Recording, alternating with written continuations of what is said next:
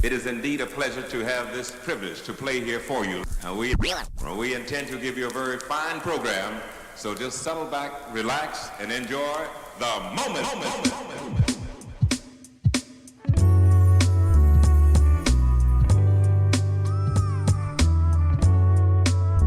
Morning.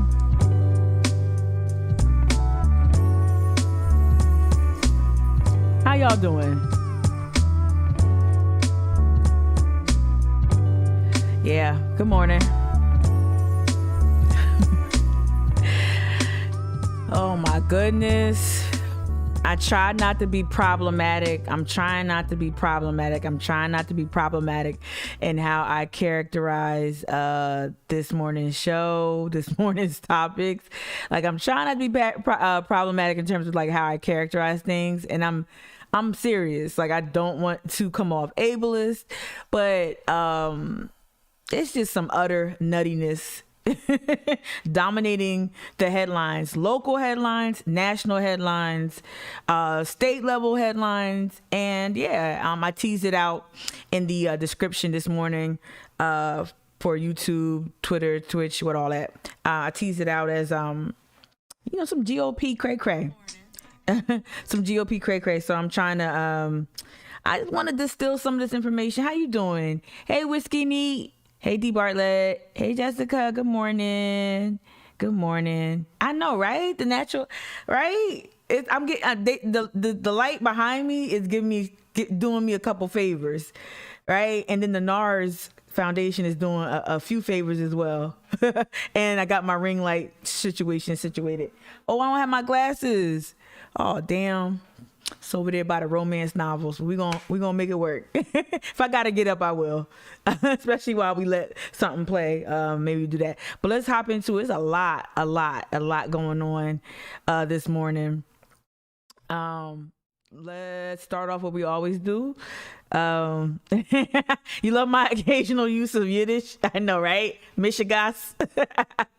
It comes out. But yeah, this morning, y'all, it's gonna be another good. Let me tell you something, real confessions. And since COVID, I don't know if y'all can relate. If you work from home like I do, and I've never, like, ever since, even when I started, good morning, Evelyn. Even when I started my job at the Cypress Fund, it was going to be a remote job anyway, right? So there was no office or anything, and I would have presence in both North Carolina and South Carolina. But anyway, I'd be working from home regardless if it was a pandemic or not. But if you work from home, are there days where you don't leave the house? Like, you might get as far as the yard, or I don't know, the patio, the back. That's me. Like, I was outside today, but I was on my patio yesterday, rather. I did not go anywhere, but I am determined to experience some really, some sun, some of this great weather. It's already shaping up, already looking great outside my window. Charleston weather says 96% humidity. And here we go. Okay, and yeah, here's the forecast for today. 60 degrees is the low. We're going past that, blow by that. 81 degrees is the high. The humidity, even though it says it's up there, it hasn't been oppressive yet, right? Me and Evelyn, you and I were talking about this yesterday. So I'm enjoying it. Let me see what y'all saying. My eyebrows? Oh my goodness. Stop. We're going to Ulta. My eyebrows, yes. Come through Maybelline brow pencil and some NYX brow gel for sure. Absolutely. I got my my morning makeup, like just easy makeup, down in like 10-15 minutes. I love it. Easy. Boom. All right. So we're going to jump into the news. I'm going to see if I can do this without my glasses today, y'all. This is going to be interesting. All right. I can just get up and get it. Watch it. As I get up, though, I'll knock down the lights. I'll knock down my computer because the Ethernet cord is like... All right. So this is the news. Underwood, this is honestly, okay, so I thought it was going to be like a slow morning for Twitch. And I honestly was going to just go through this Underwood story. I know I keep saying, we're going to talk about it. This story, the way that Post and Courier is making sure we see it and see the developments every day, I'm going to go back and visit this, and we're probably going to have a show maybe tomorrow because no guests are scheduled for tomorrow.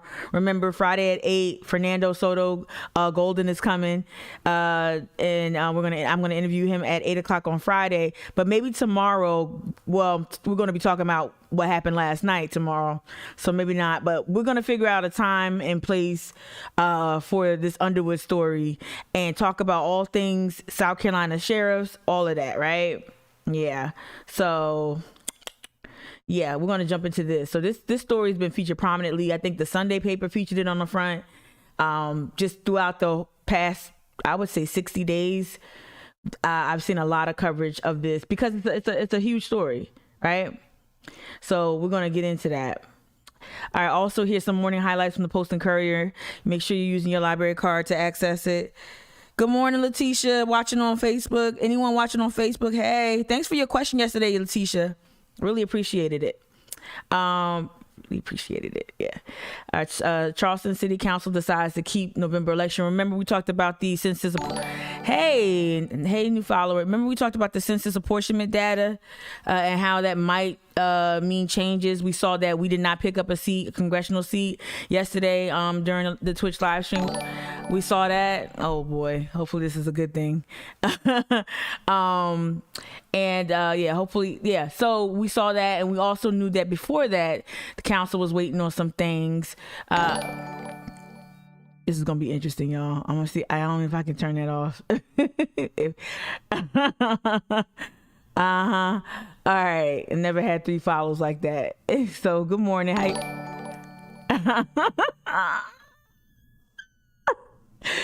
It might be one of those things. Let me see real quick. Let me see. Mute event. There we go. We found the mute button. Because I don't know if that's actually a good thing. So it's all right if the star pops up. We'll figure that out. Let me see if I can do something else. Pop out event filtering. Pause. Alert queue. Yep, we're going to hit pause. Yeah, let's see if that works. Because that looks like some shenanigans. Especially being that but I love the views though. Thank you for the views. All right. We got it. Jared, I did it. I did it by myself. Look at me, Dad. All right. So city council, that seems like some kind of shenanigans going on there. All right. So Charleston City Council decides to keep November election redraw voting districts later. Again, I want to engage. I think Paul Bowers would be a great voice to engage with some of this, what this could mean. And I'm not going to jump into the whole story, but just check that out. Use your library card and check that story out. There was something else in the highlights, I think. Oh yeah, this thing got cray-cray. I'm gonna hop over to Jamie Lovegrove's Twitter thread. Because there was some interesting things, and he was I guess live tweeting this South Carolina panel that was convened about the death penalty. Okay, so death penalty could soon resume after South Carolina panel okays electric chair firing squads as methods. This is so archaic. It's so nutty. Like, that's what I'm talking about. Like the GOP just. 2/3 of South Carolina's 65 and older population have been vaccinated. 2/3. So that's interesting, right? And yesterday we saw Lindsey Graham making sure that he made a visit to clinics that were administering the vaccine. So that's something they're pushing for. Let's look over here and see if there's anything else here. I am not going to read Mr. Hicks anything. I really do not like his opinions, his whatever.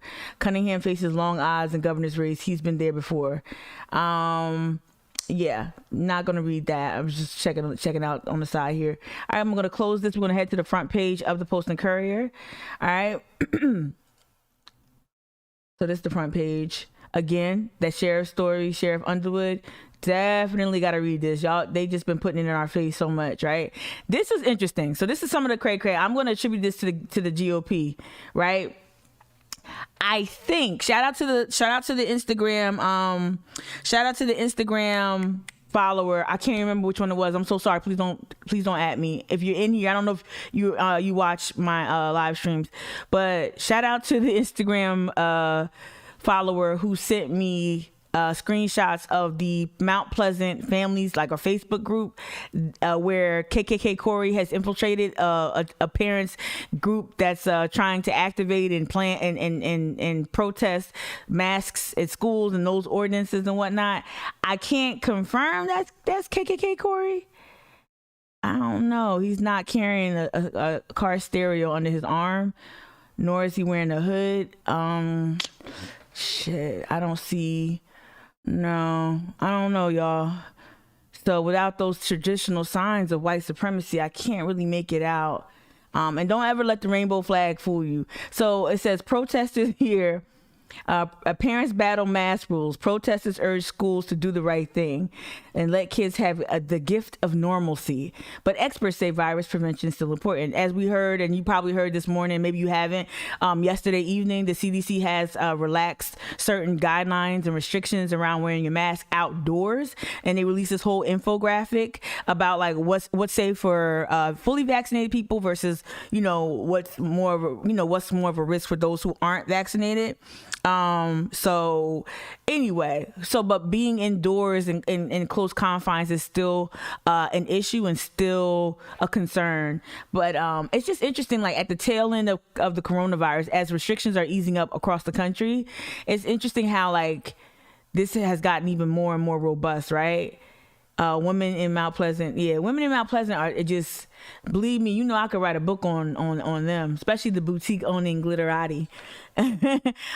Protesters opposing masks in school gather outside a board meeting at the Charleston County School District building. This is on April 26th. So that's the day before yesterday, right? Today's the 28th, right? So yeah, that's an interesting story. Okay, below the fold, this is some good news to wake up to. Push to bar transgender women from sports teams fails again. Really good news to read. Here's a little blurb over here from a Republican Greenwood. The biggest criticism is that the bill somehow pushes transgender people, and that's not what this bill is about. Yes, it is. Oh, punishes. I'm sorry, punishes. I said pushes. Punishes trans, and it does punish. It's very punitive. I wonder if Mr. McKnight is on here talking some stuff. All right, but that's the front page.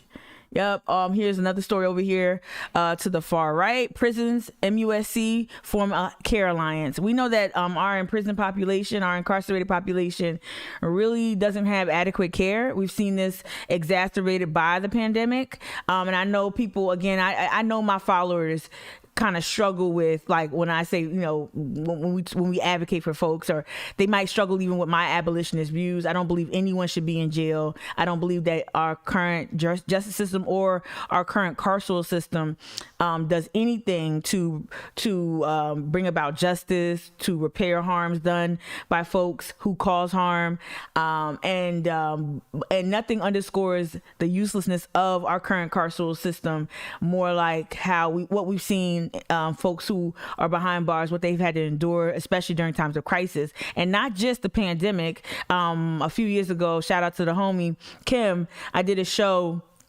on Mic'd Up about when this is like Hurricane Florence, I believe, when Governor McMaster refused to evacuate certain prisons that were at risk of flooding as Hurricane Florence approached. And so, and we see this time and time again, anytime a storm threatens our state, you see not just McMaster, but even Nikki Haley, they drag their feet if they do anything at all to protect our prison population. So I'm going to read this story and just figure out what this care alliance looks like. Does this mean more care for people who are incarcerated? That'd be interesting to read. Okay. All right. So we're going to hop out of that. Looks like I don't know. That follower stuff was weird. I have a feeling that was some shenanigans. All right. Let's close that out. But y'all, somebody confirm whether or not that's KKK Corey. Somebody, let me scroll down in the chat. No, somebody confirm if y'all know that, if somebody else has another angle, if there's a picture of him in the group, somebody confirm, and confirm if he's a parent or not.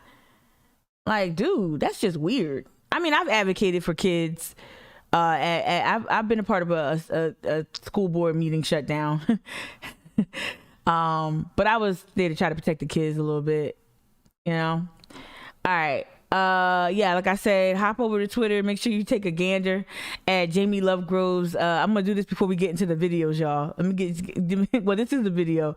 So yesterday, I don't know what Patriot Takes is, but this was retweeted by, I think, Jamie Lovegrove, some other political reporters, but definitely Paul Bowers. So Patriot Takes had this video. Y'all see this? Let me enhance this. Like this is what. See, okay, I want to say this before I press play. Before I press play, Joy Brown on Facebook, you said he is not. Okay, and Letitia, you said COVID-19 is on the rise again in institutions. Absolutely. Thank you, Letitia. Thank you, Letitia, for that. All right. And thank you, Joy Brown, as well, for confirming that on Facebook. Shout out. I'm going to do better looking at Facebook. So yeah, we like to I think sometimes you see, and especially in the I would say the left leaning media does this too. They're guilty of this too. We love kind of like talking about the rift and divide between the squad and centrist Democrats and corporate Democrats, right? We love talking about, oh well, Manchin and Sinema, they won't act right, and there's so much division between Pelosi and Clyburn and AOC and Cory Bush, but the GOP got to get their shit together too. And the responses coming from South Carolina's GOP, they're not really professional. They're not really these are just businessmen with probably a racial grievance, some sort of white male grievance, for the large part, who are really just doing a power grab, right? So they're trying to mimic and emulate this hyper masculine persona that they've seen their former president pretty much popularize and make so popular, right? And so this is what you see here. Let me stop talking. Got over 170,000 views, but look at this look at this crap.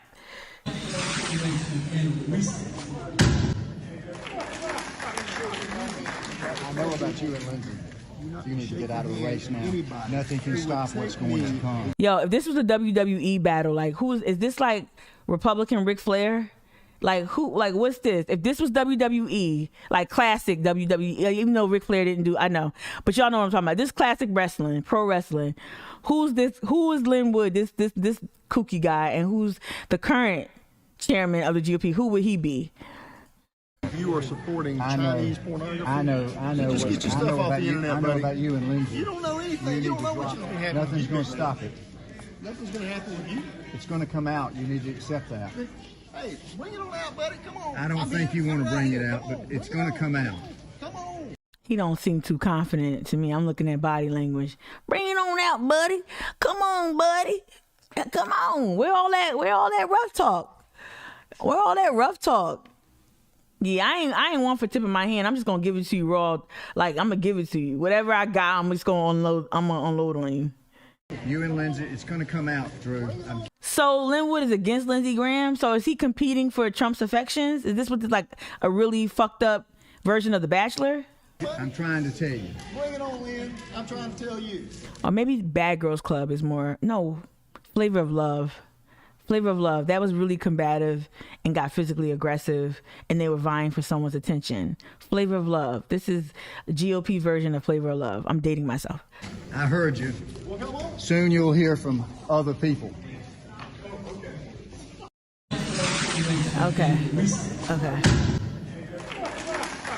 Okay, so kid, you hit it on the head. Chinese porn. So yeah, Linwood claims he knows about Drew McKissick and Lindsey Graham, meaning unclear. He's also insinuating, I don't know. Drew McKissick seems to state that Linwood supports Chinese pornography. Jesus Christ. Do we think Linwood instigated the recording? I definitely think so. Yeah, I do. Oh my goodness. Oh, that was Corey going back up to Jessica. Yes, it was Corey. His same shirt on Facebook. And then somebody else said Corey was 100% there speaking, Bessinger too. It's crazy how people they've they've encouraged. And I gotta remember the insurrection wasn't just a bunch of hillbillies, right? The insurrection also had women, business owners, educators, real estate moguls, if you will. So I got to remember that. I'm sure I'm always saying, why would you let an insurrectionist lead you around? Why would you let an insurrectionist lead you around? I have to remember they're insurrectionists too. More than likely they just didn't get caught. But they definitely probably took a trip up there. If they did so much to do, if they broke their neck so hard to have a MAGA boat parade, all right, and get mad at two brown girls like wagging our fingers at them, then I'm sure that they took their asses up to DC. Those women who have embraced Corey and his felonious status, I'm sure, I'm positive that they participated in insurrection. I'm speculating very recklessly. All right, so that was interesting. But let's get to the news. Yeah, Paul Bowers tweeted that one. and remember that Linwood is trying to become the chairman of our state party, even though he is a Georgia resident, I believe. All right, let's hop into, let me see, I had something queued up. Let's hop into some news. All right, I definitely want to get really quickly touch into, again, this is about the GOP and understanding that tonight, we know that Joe Biden is going to address Congress. This is his first 100 days. This is his first congressional address. Well, not congressional because I know COVID and all the other stuff, right? But this is his first address, right? And so we also know that Tim Scott is queued up to give the rebuttal to whatever Joe Biden says. So there's a lot going on. There's a lot of posturing. There's a lot of like positioning for responses to anything this Democratic administration rolls out. So you've seen a very robust opposition. You've seen very robust opposition against all the bills that are being proposed. I mean, and these are very ambitious bills. I will give you that in terms of the budget, in terms of the size, and right, maybe not always scope, but the sheer size of some of the legislation that the Biden administration is trying to move forward with. I read or listened to some reporting that suggests Joe Biden understands that like in 2 years you might lose the House, and it's looking like that. So you have to act now. You have to be aggressive and get what you can get passed, with or without, your GOP brethren, right? But what's really going on is it's really weird what's going on in terms of what the GOP is doing to respond. So I had some videos up here queued up, but honestly, Lindsey Graham has been on a warpath, right? We've seen it weeks ago, but then, and I didn't even talk about his most recent racist comments on the Sunday shows. I didn't even get into that, right? But yesterday, Lindsey Graham has really been going at it, and this is why I always will liken what we're seeing to the WWE, because I love how MSNBC framed this, right? Lindsey Graham, can y'all see this? I'm gonna pop it up a little bit. Oh, it's already big. All right, it says Graham. Let me do a little skosh. Just a skosh, make it big. All right, right here. So all the way to the far right, Graham claims his old friend Biden is destroying America. So we're gonna hop into that clip real quick, but I wanted to just show this, remind y'all of how WWE this shit is, right? James Strom Thurmond. So again, Biden has praised himself, and I've used this clip before on social media. Biden has kind of basically positioned himself as someone who can reach out to both sides. This is something he even ran on in this last election, right? I worked for over 40 years. I worked across the aisle as a senator from Delaware, blue collar, a boy from Scranton, Good Morning Jazz, all that, right? And Kamala, she quite skillfully, her and her team, just manhandled Biden and held that record of partnering with segregationists up against Biden, right? With her now famous, I was that little girl that was bused and you opposed busing, yada, yada, yada, right? But I just want y'all to go down memory lane and remember, like, Joe Biden, this is Joe Biden. And Fritz, he was one complex guy. Fritz Hollings in the house. For what else would explain that he asked, I'm told by Nancy, a guy named Biden from the state of Delaware, to be one of his eulogists? I'll never figure him out. And Strom, I won't forgive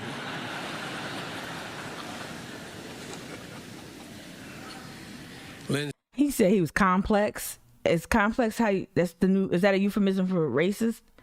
Is that a euphemism for had babies by black women but also virulently fought integration? I always thought I was in control, but I knew down deep I wasn't. And I think this is his last laugh. For what else could explain a Northeast liberal's... That's why I wanted to show it to you. Look at old Lindsey in the front row. Oh, Joe, my buddy Joe. Oh, my friend Joe. Oh, Joe. It's so funny. Let's eulogize this white supremacist together.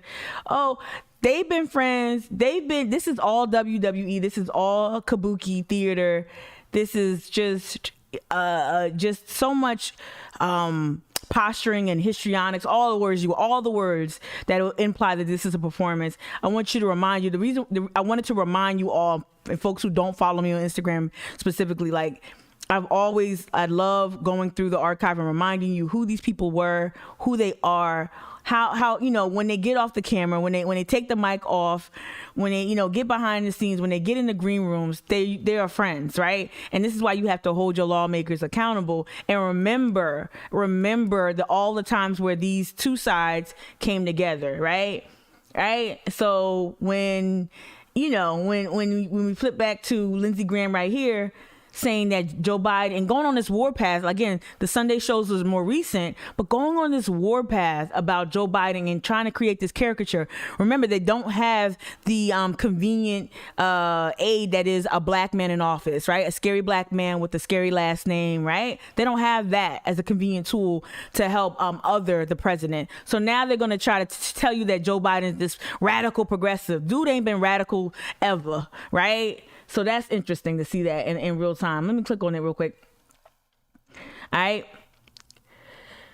So, and that chart I talked about here. The CDC has a new outdoor mask guidance here. So we're going to unmute this from Brian. I'll begin by playing you some comments by Lindsey Graham this evening on Fox News.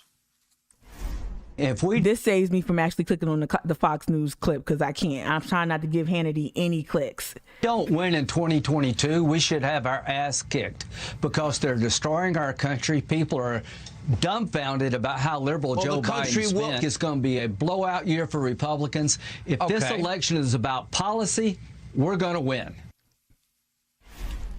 So, Ashley, I know you recently spoke to the senator for your latest piece on the pandemic and the intersection with the Biden agenda. Is there anything about Biden's style and governance and his agenda that could make Lindsey Graham wrong, that could propel a Democratic victory? James Carville, in a featured interview today, is certainly nervous that 2022. I'm tired of hearing from James Carville. I'm tired of him being trotted out. I need some new analysis. I need some fresher faces. I need some browner faces. And I was going to let this rock because I wanted to hear this first response from the panelists. It's going to be a long and bad night for his party. So there is, and I will tell you what that is, but I do first want to say that a lot of Democrats, including White House officials, share Senator Graham's assessment, not that they are going to. Well, that's true, right? Like we knew that. We looked at the margins of this last election, and we saw a lot of losses that we didn't anticipate. We saw, even though we held the House and took the Senate, we took it literally. It came down to the Georgia elections, right? And then we still don't have a majority per se, unless you factor in Kamala Harris. So we knew what was at stake, and when we saw the losses, not just the losses at the level of Congress or congressional level, we saw the losses here along the around the landscape of South Carolina. Right? We saw what's her name, Mandy lose her seat. Mandy, I always mess up her name. Mandy Powers, Norrell, whatever her name is. Like, we saw some losses like that. Joe Cunningham lost. Harrison got mollywopped. Like, no one thought he was going to lose that brutally. He lost viciously, right? So we know that it's not about agreeing with Lindsey Graham. It's about just understanding the landscape. But I really don't think that there's any, if the strategy is fear from both sides, the fear of losing power, fear of, I think you're playing to lose at that. The response that can help kind of ward off some of these forecasts these losses that are being forecasted. And I think there is. Go back to my earlier show this week about how to talk about race and class and make certain arguments, right? We're gonna argue about the definition of what populism is, modern or contemporary populism and whatnot. But I do think that you can, for the purpose of this conversation, I'm gonna use the more contemporary meaning of populism. I do think you can make a populist argument that's favorable, that's attractive to both sides. I think you can create and craft policies that appeal to both sides. It's interesting with the tax increases that the right are fighting tooth and nail. I hope Joe Schmo on either side of the aisle, and in America, right, in everyday America, I really do hope Joe Schmo understands you will never, like, if you're not a billionaire now, if you're not a millionaire now, I'm talking about like grown folks, you're not really going to be a millionaire. You're not going to be affected by these tax increases. And you would think the little guy who always talks about the big guy and the rich getting richer and sticking it to the little guy, you would think that they'd be in favor of these tax hikes on the rich. Like, they keep saying, "Oh, how are we going to pay for some of this stuff? How are we going to pay for this infrastructure?" We're trying to tax the fucking rich. And so it's interesting to watch the people on the right, blue collar people, everyday folks, kind of like, oh, resist these tax hikes as if you're going to be rich one day. And that's why they don't like it, is because for some reason Trump and those sell them the lie of, hey, if you go to my Trump University, if you read this book that I wrote, you too can be like me. And it's just not going to happen. That's not how it works, right? Thank you for keeping me honest, Ashley, and good morning. Powers Norrell. I always get it mixed up, and I literally sat in her office one time. What policy? Someone said. Graham is infuriating. Yes, he is, Kia. You talking about Strom Thurmond's black daughters in the chat over here in Twitch? I hear you. Multiple losses in the South Carolina Senate. Absolutely. Thank you, Ashley. Thank you. So yeah, this was another clip over here. I'm not even gonna go into that whole deny systemic racism. Again, that's something that made the news over the during the Sunday shows. I think it's gonna be like a big ad here. You've got 5 articles remaining this month. Okay. Let's see if it plays. Let me see. Okay. So I think the ad is gonna load on mute. Shout out Newsweek. Thank you for putting your ads on mute. Jesus. But I want to play a little bit from this as well, just following up on the Lindsey Graham, temporarily embarrassed millionaires. What do you mean? Like temporarily embarrassed millionaires? What you mean, Jonick James? Let me see. Lord have mercy. What's going on? All right. Maybe we don't play it. All right. Let's see. Oh, here we go. Come on. Change Trump policies, not thinking it through. It took 4 years for President Trump to bring order to chaos at the border. But what? He did. No, he didn't. If you were really serious about solving the immigration problem, you wouldn't have put us all in this box. They're not serious. They're serious about one thing, undoing what Trump did, whether it makes sense or not. It's a crisis that Didn't they do that with Obama? it's unfolding. It's getting worse and worse every day. It is the direct result of political decisions made by the Biden administration. So, okay, I'm gonna get off that. But yeah, so that was interesting in terms of how they're framing everything as catastrophic. Everything is a disaster. Also, that article, that was a clip. I thought it was going to be another kind of soundbite. But also this article talks about that golf trip. So Lindsey Graham is promoting this. Hey, you can win a trip. If you donate X amount, you could win a golf getaway with Trump. It's so pathetic. It's so Publishing's Clearinghouse, right? Y'all remember that Publishing Clearinghouse? It's so cornball. Evelyn in the chat in Twitch, you say you were looking at the same quote. Socialism never took root in America because the poor see themselves not as exploited the proletariat, but as temporary embarrassment. Okay, thank you. Oh, look at y'all. Is that Grapes of Wrath? Was that John Steinbeck? Did I get that right? Okay. Look at you. I love my smart viewers. Yes, thank you. Look at y'all. Okay, keep it up. Keep quoting. All right. So I want to hop over to, like I said, some local news. I'm going to use my history. That's quicker. All right. We're going to talk about this stupid beef conspiracy, right? We're going to talk about this too. This clip here about misinformation that premiered on PBS NewsHour last night, right? All right. Okay. Let me see. Looking at everything. Let me see what I want to get back to local. Okay, we're going to get back in the speeding car, y'all. Get back in the speeding car, and we're going to see what makes sense. Let's do this Charleston mask update real quick. Life after COVID-19 and looking for ways to get back to normal. News 2's Katie Turner is joining us live from downtown Charleston. And Katie, the city of Charleston talked about easing some of their pandemic restrictions.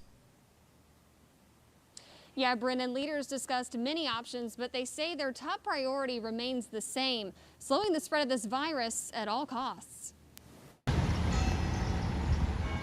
cautious step forward, hoping to leave COVID-19 behind. So next up is an update on COVID-19.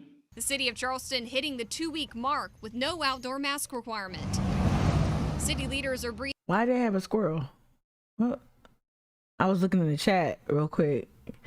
What is going on? No outdoor mask requirement. Y'all, B-roll matters. I know y'all think I get distracted by that, but that is like, why would you show a squirrel? City leaders are breathing a small sigh of relief, seeing little to no change in case numbers. A little bit over 30% decrease in our 7-day average. That's a low that we actually have not seen since early October. Masks are still required indoors, and the city is encouraging the community to use common sense, like wearing masks when social distancing isn't possible. The reason we're not wearing our masks is because we're out here, and we knew that we weren't going to be around a crowd of people. Speaking of, you ain't got to tell black people. I've seen black people on bikes, black people outdoors, always, walking at the bus stop. Black people been wearing their mask, and so they, crowds. The city is making sure festivals this spring and summer don't turn into super spreader events. I think we're making good choices that are measured and considered. For the Spoleto Festival, a few That's Scott Watson. Events will be extended later into the summer, including the Cincinnati Pops concert. The CSO Pops concert that traditionally starts things off at the Custom House, that's now conceived for the 4th of July at Joe Riley Stadium, which will give us far greater social distancing, safe attendance, and the addition of fireworks.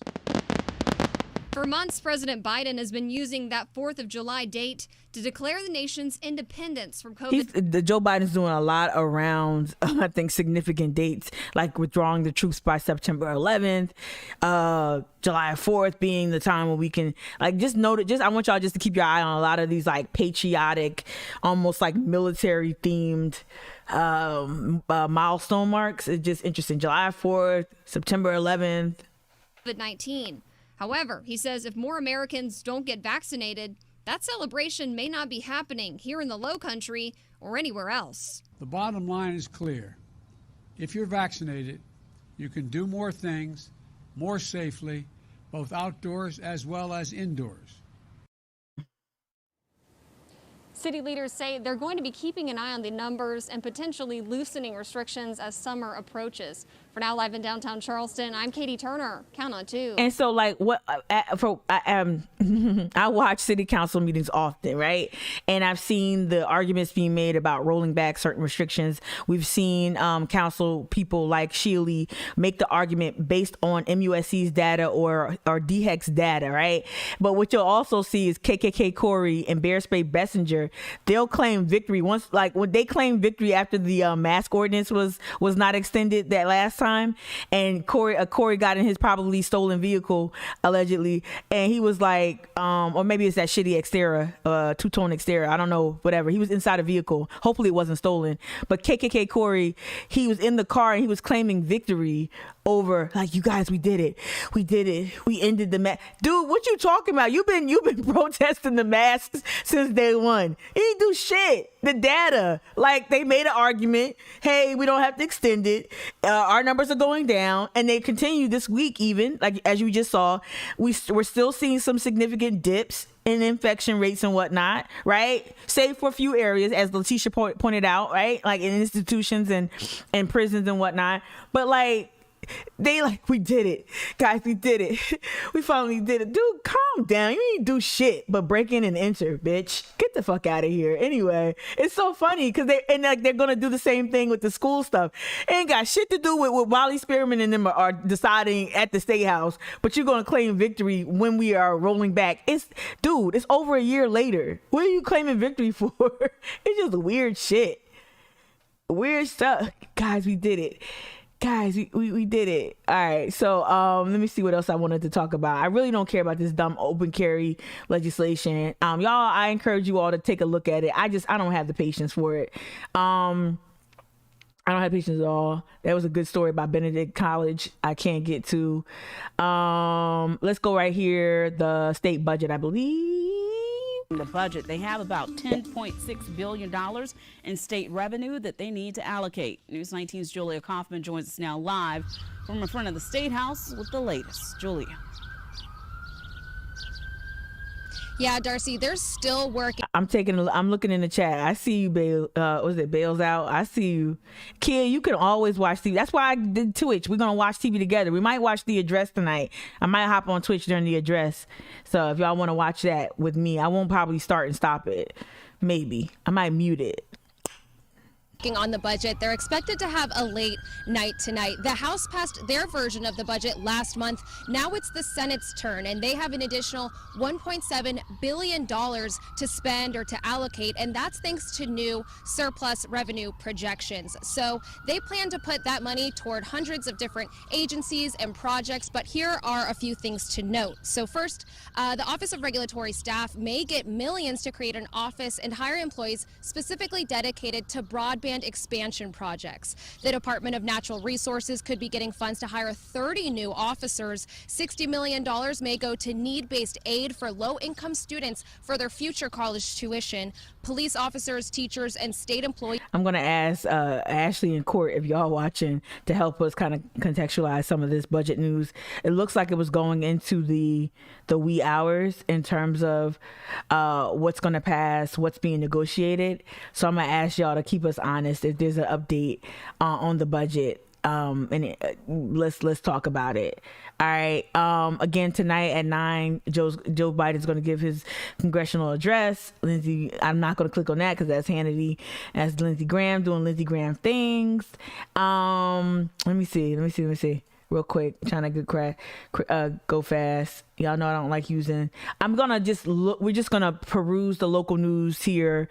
So this is Live 5. We just looked at WLTX in Columbia. We looked at WCBD Charleston, NBC affiliate. But this is the framing of the news with Live 5 News. I'm not going to click on it because I ain't got time to wait through ads. Biden to pitch sweeping family plan in speech to Congress. That's the other thing tonight to watch out for is like this again, there's a lot of ambitious legislation, a lot of ambitious plans to tax the rich, of course, but also these big packages that are supposed to provide relief and stimulate the economy, including some relief for restaurant work. I think that's what I was going to play. Some relief for restaurant workers. Let me see. Now I'm gonna close this out. Let me see. Yeah, you know what? I'm going to just play. This is only 30 seconds. So there's some other things that will be addressed tonight. A lot of messaging around what the priorities are, and all geared toward helping this country bounce back. And so what you need to watch out for is that very, very, very active response and rebuttal. The reason why I want to go live tonight on Twitch is because I want to go live, especially during Tim Scott's rebuttal, right? I want to talk about that in real time because it's going to be a very measured response. Somebody on Facebook, if you're watching on Facebook, shout out. Hey, it says honor marks. It says good morning, Corey and Bessinger. Blexit SC, Maurice Washington. And Maurice Washington is a hot mess. CCSD's acceleration zone. So they're pushing that. Acceleration zone of 14 majority black Title I schools. Yep. Thank you, Honor Marks, for dropping that. People just been sending me a lot of information. Both KKK Corey and Bear Spray Bessinger have been very active within the schools issue. That's why they're harassing Erica Coakley constantly. Not only that, they've gotten the cosign from people like Maurice Washington, really creepy Maurice Washington. And I think tonight they're going to ride the wave that Tim Scott is going to set the tone. I've been saying it for months. Watch out for the black male conservative and that brand of GOP bullshit becoming very popular, because Tim Scott tried to resist the urge tonight to fall for it. Don't get glamored. Okay, Evelyn, you got me watching True Blood again. Don't get glamored by Tim Scott, even though Tim Scott could never glamour. He ain't got that effect, but you got what I'm saying. Don't be like, well, you know what? He's making sense. He's making sense. I think he's really practical. Today, the U.S. small business. So also listening out for what this relief for small businesses and restaurants could mean for us here locally. Also, use your library card and check out the most recent reporting from Hannah Raskin. She actually did a follow-up piece that published after I talked about food and bev. She did a follow-up piece about restaurants and how they're still not ramped up in terms of staffing and all that other stuff. So hopefully this means some good news. I'm hoping Harold's Cabins owner was mentioned in the article. I'm really praying that Harold's Cabins comes back, and I think they're waiting for some relief from the national level. Today, the U.S. Small Business Administration announced that registration for the Restaurant Revitalization Fund opens on Friday. The fund provides money to fund restaurants and other food establishments that have been impacted by the coronavirus. Businesses are eligible for funding equivalent to pandemic-related loss in revenue up to $10 million. Registration is needed before applications open on Monday, May 3rd. For more information on how you can sign up, go to our website, WL. Okay, so Friday, that's going to be interesting. All right, I'm heading to the chat on Twitch. And Ashley, thank you so much. Part of the Senate budget debate yesterday was more that red meat convo. Really? Second Amendment Preservation Act, talking about how the federal government will be taking guns. Wow. Thank you for that. And again, check out Jamie Lovegrove's Twitter feed. We're going to kind of peruse it before we say goodbye this morning. Kia, you said yes, North Charleston Elementary is in that whole push that the honor mark